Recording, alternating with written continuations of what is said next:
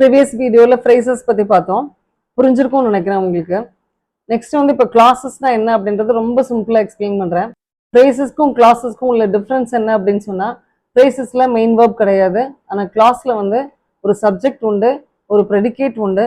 So subject predicate உண்டு அப்படின்னு சொல்றப்பவே உங்களுக்கு ப்ரெடிகேட் பார்ட்ல மெயின் வேர்ப் உண்டு.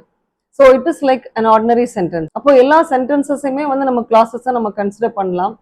ஆனா எதுக்காக நம்ம வந்து இது கிளாஸ் அப்படின்னு நம்ம தனிப்பட்ட முறையில சொல்றோம் அப்படின்னு சொன்னா, there are two types of classes. ஒன்னு வந்து main clause and the other one is subordinating classes.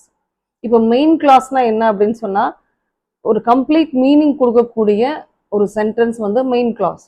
இப்போ சபார்டினேட்டிங் கிளாஸ்னா என்ன அப்படின்னு சொன்னா, நம்ம ஆல்ரெடி சபார்டினேட்டிங் கன்ஜங்ஷன்ஸ் படிச்சோம் இல்லையா, அந்த கன்ஜங்ஷன்ல ஒன்று இந்த கிளாஸோட அட்டாச் ஆகி வந்திருக்கும்.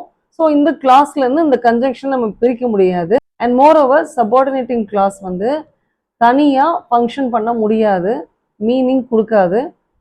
ஒரு ஃப்ரேஸ் எப்படி நம்ம சொல்றோமோ பார்ஷியல் மீனிங் கொடுக்குது அப்படின்ட்டு, அதே மாதிரி இந்த சபார்டினேட்டிங் கிளாஸ் வந்து பார்ஷியல் மீனிங் தான் கொடுக்கும், கம்ப்ளீட் மீனிங் கொடுக்காது. And it has to depend on the main class. அது மெயின் கிளாஸை டிபெண்ட் பண்ணியிருக்கணும். இந்த டேர்ம்ஸ் நல்லா படிச்சு வச்சுக்கோங்க.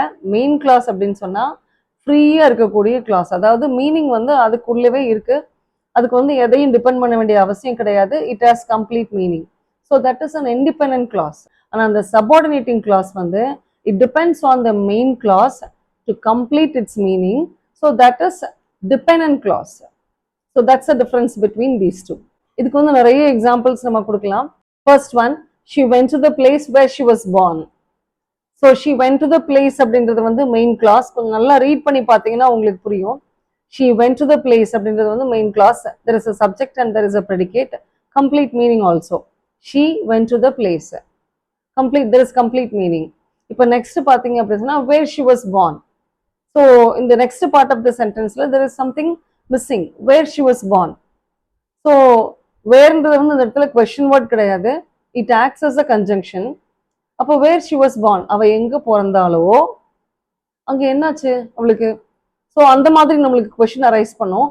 அந்த சமயத்தில் it depends on the main clause to complete its meaning. இது வந்து பார்ஷியல் மீனிங் கொடுக்குது, மெயின் கிளாஸை டிபெண்ட் பண்ணுது மீனிங் கம்ப்ளீட் பண்ணுறதுக்கு.